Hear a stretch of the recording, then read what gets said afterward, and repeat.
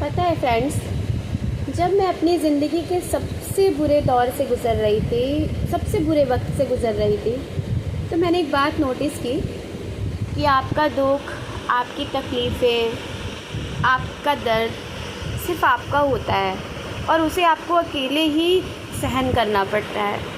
कोई नहीं आता आपका साथ देने के लिए, आपको सपोर्ट करने के लिए। क्योंकि जब तक माँ होती है ना, तब तक रिश्ते होते हैं। जब माँ नहीं होती है ना, तो कोई रिश्ते नहीं होते। वो सिर्फ़ आपकी तकलीफ़ होती है और आपको ही उसको सहन करना होता है। उसको जैसे जब बहुत बहुत दिल भर जाता है तो रो लेना होता है। मतलब कोई नहीं होता आपके पास में जो आपको पैम्पर करे, आपको प्यार करे, आपको समझाए, इवन यही बोले कि मैं हूँ ना। कोई नहीं होता है। आपकी तकलीफ़ें आपकी होती है और आपको ही सहन करनी पड़ती है। आज मम्मी को गए 2 साल होने वाले हैं। मैं भूल नहीं पाई हूँ इन 2 सालों में कुछ भी नहीं भूल पाई हूँ। एक बार अगर ये मान लूँ कि चलो ठीक है, जीवन और मृत्यु भगवान के हाथों में होती है, उन्हें जब जाना था वो चली गई, मैं उसे नहीं रोक सकती थी।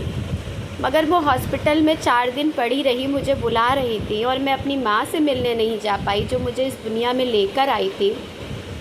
इसके लिए मैं खुद को कभी माफ़ नहीं कर पाऊँगी, कभी माफ़ नहीं कर पाऊँगी इसके लिए खुद को, कि मेरी माँ बुला रही थी, मेरा रिजर्वेशन था और मैं नहीं जा पाई।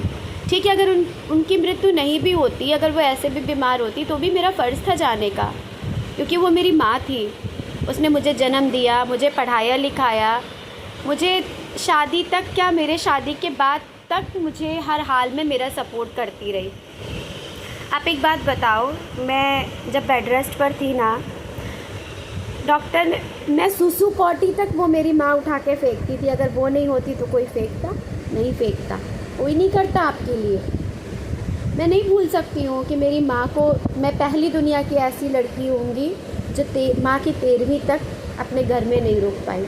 मैं ये कभी नहीं भूल सकती हूँ। इसके लिए मैं खुद को कभी माफ़ नहीं कर सकती हूँ कि मेरी माँ को मरे 4 दिन हुआ था और मैं वापस अपने घर से अपने पापा को और अपने भाई को ऐसे रोते हाल में छोड़कर आई थी। लोग मुझे कितना भी उपदेश दें, भूल जाओ भूल जाओ भूल जाओ, अगर मैं बुरी हूँ, अगर मैं गलत बोल रही हूँ, तो एक पल के लिए मेरी जगह खुद को रख के देखो, फिर मुझे बताओ।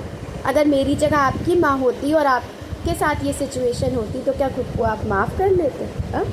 जो लोग माँ बाप के बीमार होने पर छटपटा जाते हैं ना, थोड़ा बहुत बीमार होने पर छटपटा जाते हैं, वो मुझसे कहते हैं कि सब भूल जाओ।